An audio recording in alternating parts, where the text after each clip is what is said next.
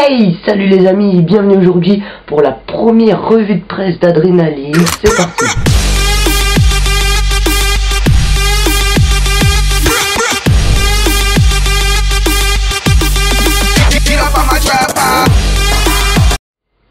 Alors, Candide Tovex, c'est un skieur professionnel, un réalisateur de films et un entrepreneur. Il est spécialisé dans le ski freestyle et le freeride.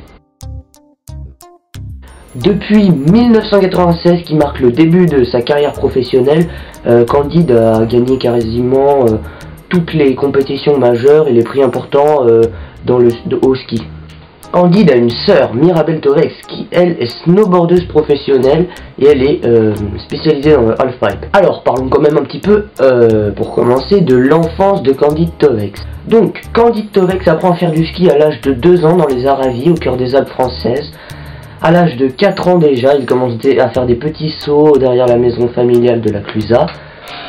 Et puis, un an après, il rejoint le club de ski local, où il découvre une passion pour le ski de boss. Et à l'âge de 8 ans, il rejoint l'équipe de la Clusaz.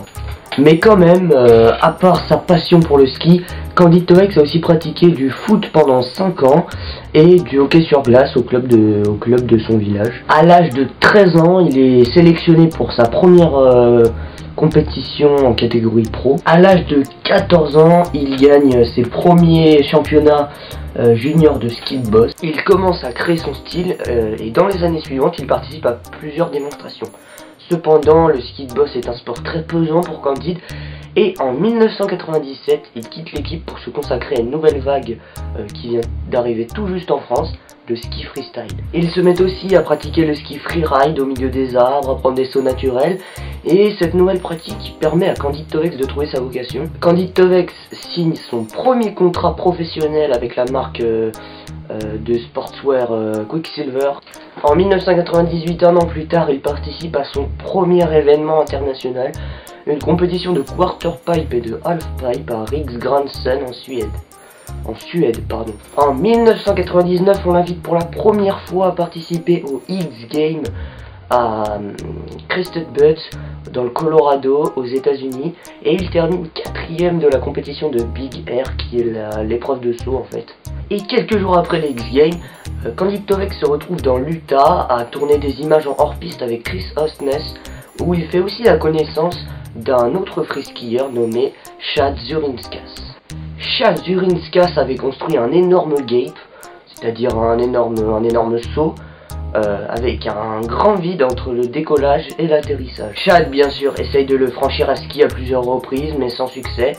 Et Candide demande la permission à Chad Zurinskas de le tenter. Et à l'âge de 16 ans, Candide Tovex survole le Chad Gape, une légende est née. En l'an 2000, Candide Tovex retourne aux États-Unis et pour la compétition de Gravity Games à Mammoth en Californie. Et cette fois, il remporte la compétition de Big Air. Candide est en grande confiance et il décide de retenter le survol du Chad Gape. Et cette fois, Candide ajoute une réalisation au saut. Il fait un D-spin 720 au-dessus du Gape. Et c'est une grande première dans le monde du ski. Après cet accomplissement, le français volant, parce que c'est le surnom qui lui est donné, se rend au X Games pour la compétition de Big Air qu'il remporte et il gagne sa première médaille d'or de cette compétition prestigieuse. Le magazine américain Powder Lily Rider of the Year, traduction skieur de l'année. Malheureusement, il termine sa saison sur une fracture du ligament croisé du genou gauche. En 2001, Candide se rend au grand événement de Super Park 3 à Mammoth. Il est présent et quand le jeune français de 18 ans se met à survoler le plus grand saut du Super Park, tout le monde reste et arrête de skier pour le regarder. C'est à ce moment-là que Candide envoie un cork 540 taille grab sur le grand saut de 110 pieds. 110 pieds, c'est à peu près 33 mètres,5 et c'est un des plus grands sauts à l'époque. Côté compétition, Candide il gagne les épreuves de Big Air et de halfpipe au X Games d'Australie. La rupture des ligaments croisés du genou gauche en l'an 2000 contraint Candide à l'inactivité. C'est pourquoi il se lance dans la réalisation de films. Il crée WW Prod en 2001 et la même année, Candide Tovex est élu skieur de l'année par la presse européenne. En 2002, il enchaîne les compétitions et les succès, surtout en Big Air, il en gagne 2 en Nouvelle-Zélande, une en Suisse et une au Liban. Et il arrive à faire 2 podiums à l'US Open, 2e en Superpipe et 3e en Slopestyle. En 2003, il gagne sa 2e médaille d'or au X Games dans la catégorie Superpipe. Ça n'avait pas été super facile pour lui car il avait pas pu s'entraîner dans cette discipline, mais il a gagné. Pour célébrer sa victoire, Candide invite tous ses amis à la première édition du Candide Invitational. C'est un événement qui réunit tous les meilleurs skieurs freestylers du monde pour faire la fête et voir les limites du possible, ski au pied bien sûr. En 2003 encore, il signe un contrat pour un modèle pro avec le fabricant de ski Salomon et la saison se termine plus tôt que prévu avec encore une rupture du ligament croisé, mais cette fois du genou droit. En 2004, il explore toujours les frontières de son sport et il invente le premier 810 Touraille. 2 ans plus tard, en mars 2006, Candide réalise un nouveau record à la Clusa sur un saut d'un quarterpipe de 33 pieds, c'est environ 10 mètres de hauteur. Candide Tovex remporte sa 3e médaille d'or au X Games en 2007 dans une nouvelle discipline, le slopestyle, avec une note de 95 sur 100. Il termine malheureusement sur une note dramatique, il chute en voulant franchir la Big Bertha. C'est un saut énorme de 45 mètres de long et de 14 mètres de haut qu'il a dessiné et fait construire lui-même. Il se casse une vertèbre en atterrissant sur le plat de la bosse. Résultat, la vertèbre élant cassée et saison terminée. Grosse et énorme frayeur pour Candide Tovex car à l'époque, les médecins lui indiquaient qu'il ne pourrait plus skier ou alors qu'il ne skierait plus comme avant, c'est-à-dire plus de cascades, plus de sauts. Mais il va alors rentrer au centre de rééducation pour les sportifs de haut niveau au Cap Breton. De retour de sa blessure en 2008, il se remet à skier tout doucement mais dans la poudreuse, loin de la foule, avec pour seul compagnon Simon Favier qui filme toutes leurs sessions. Il arrête les compétitions et beaucoup de gens se demandent s'il n'a pas arrêté sa carrière. Il réalise The Candide Invitational Story, qui est un documentaire qui immortalise l'une des plus grosse performance dans le ski freestyle. Tout ce temps passé à se filmer avec Simon Favier, le film Candide Camera voit le jour en 2009. Après avoir gagné quasiment toutes les compétitions de ski au monde, Candide décide de se remettre au ski de compétition en 2010. Mais il veut rester discret car il n'a pas fait de compétition depuis le retour de sa vie.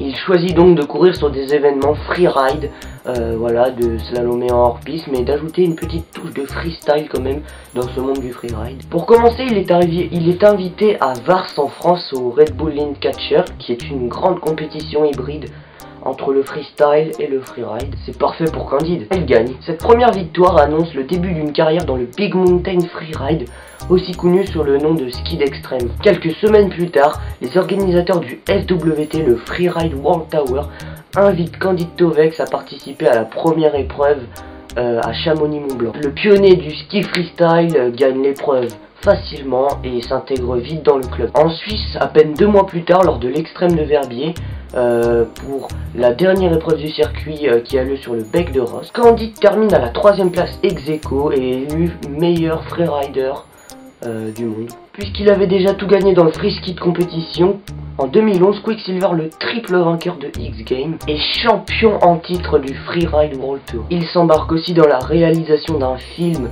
qui racontera son passé, mais aussi de quoi on peut s'attendre de lui dans le futur. Le film est intitulé Fjord ou Fjord, je sais pas comment on prononce.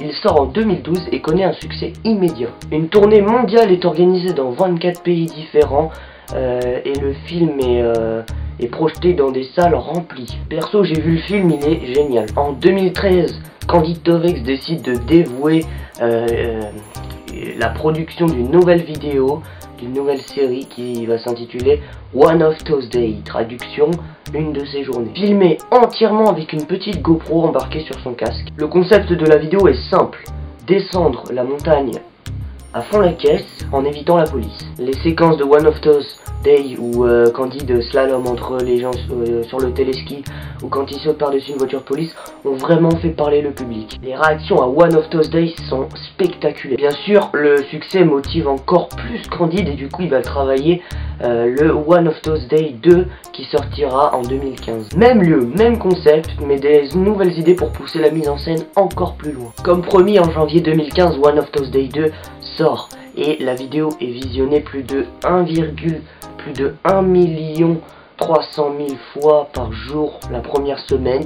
Elle est visionnée 13 millions de fois le premier mois, incroyable, et 16 millions de fois à l'heure actuelle. Et voilà les amis, cette revue de presse est à présent terminée. J'espère qu'elle t'aura plu. Tu peux toujours aimer, commenter et partager la vidéo, t'abonner à la chaîne. Et moi je te dis à très vite pour une nouvelle revue de presse. Ciao.